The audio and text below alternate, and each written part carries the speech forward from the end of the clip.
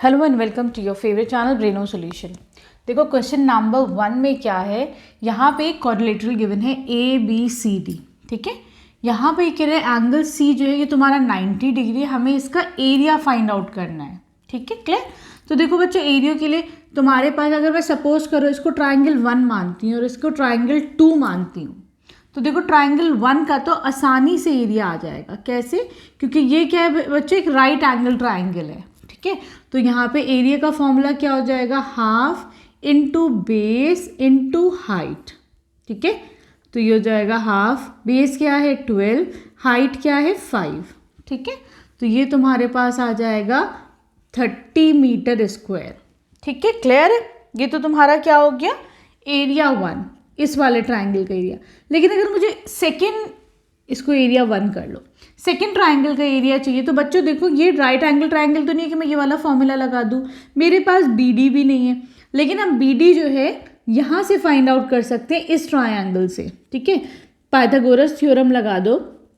Pythagoras theorem क्या कहता है बच्चों, कि बी डी का square is equal to B C square plus C D square. ठीक है, तो देखो यहाँ पर दिस इज 12 का स्क्वायर प्लस 5 का स्क्वायर 144 प्लस 25, ये कितना हो जाएगा 169। ठीक है, और 169 क्या होता है बच्चों, 13 इंटू 13, तो मैं कह सकती हूँ बी डी क्या हो जाएगा 13 मीटर्स। ठीक है, क्लियर है। यहाँ से तुम्हारे पास अब बी डी भी आ गया। ठीक है, अब देखो जब बच्चों इस वाले सेकंड ट्राइंगल में तुम्हारे पास तीनों साइड्स आ गई, तो हिनोन फॉर्मूला लगा सकते हैं हम लोग, है ना। चलो ये याद रखना, this is 30 metre square A1 है ना, मैं इसे रब कर देती हूँ, बाद में हमें इसे ज़रूरत पड़ेगी। अब देखो S निकालो, S क्या होता है, सेमी पेरीमीटर, मतलब A plus B plus C divided by 2। ठीक है, 9 प्लस 8 प्लस 13 डिवाइडेड बाय 2। ठीक है, तो यहाँ पर बच्चों ये तुम्हारा आएगा 30 डिवाइड बाय 2, ये हो जाएगा 15 मीटर। ठीक है, एरिया निकाल लेते हैं हम, एरिया 2 कह दो, सेकेंड ट्राइंगल का एरिया है ना, S minus A, S minus B, S minus C, ये हो जाएगा बच्चों एस कितना है 15, 15 माइनस 9, 15 माइनस 8, 15 माइनस 13। ठीक है, तो ये आ जाएगा 15, ये हो जाएगा 6, ये हो जाएगा 7, ये हो जाएगा 2। ठीक है, यहाँ पे देखो बच्चों 15 को मैं कैसे लिख सकती हूँ, इसको मैं लिख सकती हूँ 3 5 आर 15, मैं चाह रही हूँ बाहर क्या क्या निकल सकता है।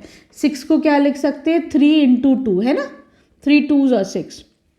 तो हम देखते हैं बच्चों, यहाँ पे एक 3 का पेयर है, एक 2 का पेयर है ना, तो 3 और 2 बाहर आ जाए। चलो, तो बाहर आएगा तो ये कितना हो जाएगा 3 इंटू 2, अंदर कितना बचेगा 7 5s आर 35, है ना, कुछ और थोड़ी ना बचेगा। ठीक है, चलो अब हम लोग इसका स्क्वायर रूट निकालते हैं। मेरे पास क्या आया एरिया 6√35, है ना, एरिया 2 कितना है 6√35। अब मैं क्या कर सकती हूँ, 35 का स्क्वायर रूट निकालो बच्चों, तो मैं 6 6 36, 5 से कर सकते हैं हम लोग, 5 5s आर 25, है ना, 1 0, 10 बचेगा तुम्हारे पास। ठीक है, फिर 5 में 5 ऐड करो, हो जाएगा 10। ठीक है, 0 0 0 0, क्या होता है इसमें स्क्वायर रूट में पेयर्स के साथ आते हैं, तो 2 0 नीचे आ जाएंगे। ठीक, अब तुम इसमें क्या लगाओ, चलो 9 लगा के, 9 से डेसिमल आ जाएगा ऊपर, 9 लगाओ, तो ये हो जाएगा 9 9s आर 81, 8 9 1s आर 9। ठीक है, सही। तो ये तुम्हारा क्या आ जाएगा, नीचे आएगा तुम्हारा 19। ठीक, फिर ये 2 0 नीचे ले आओ। अब 9 प्लस 9 कितना होता है बच्चों 18, है ना, 8 1 1, ये नीचे आ जाएगा। क्लियर है। अब मैं इसमें कौन सा नंबर ऐसा लगाऊं, उसी से मल्टीप्लाई करूं, यहाँ पर तो मैं 1 रखकर 1 से ही मल्टीप्लाई करूंगी। ठीक, तो कितना आएगा 1181। आगे तुम्हें ज़रूरत नहीं है, डेसिमल के बाद 2 वैल्यूज काफ़ी होते हैं। ठीक है, तो कितना आ गया 5.91।